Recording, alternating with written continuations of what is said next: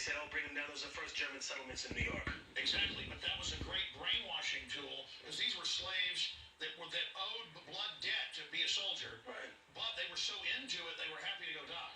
Right. But they kind of said, hey, this looks pretty good, I want to stay here. Right. And ran off. But when they lost, it was funny because 9,000 single German men were like, dude, I do not want to go back to Germany. I love it out here. You know what I mean? I can live with indigenous people, beautiful women. I'm treated like a person. I'm not treated like some part of feudal history. And I think what people don't tend to understand is that Europe has plenty of indigenous societies as well. If you look at the Celts, if you look at the Picts, if you look at, for example, the history between Ireland and England. No, it's all the same story. They're trying. Same thing that happened here. They're trying to. That's why the West was so good at it, right. was they already done it to themselves. But that's what I'm trying to get at.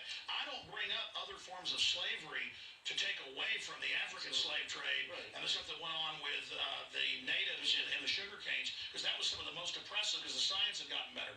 My issue is it's used as a way to make people feel bad and have an inferiority complex that their ancestors were slaves.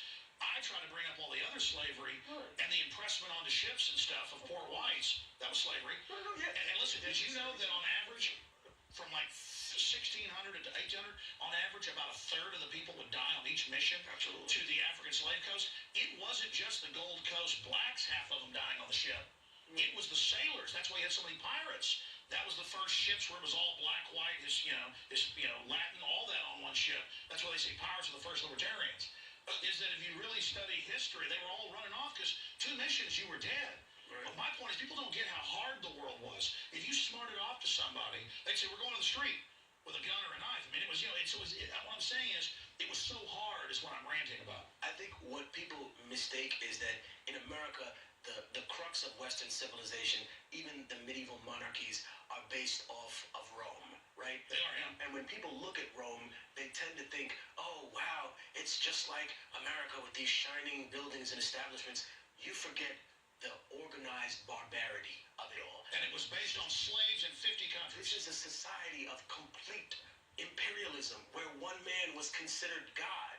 You know what I mean? And his rule was absolute. The emperor, dictated something, and it happened regardless of what the people wanted. The Senate was there for show during the end of antiquity and the beginning of the Roman Empire, and I think that that's what people don't seem to understand.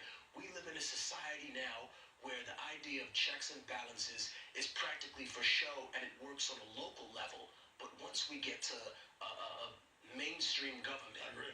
It's entirely built on... Freedom is ceremonial. And then... Here's where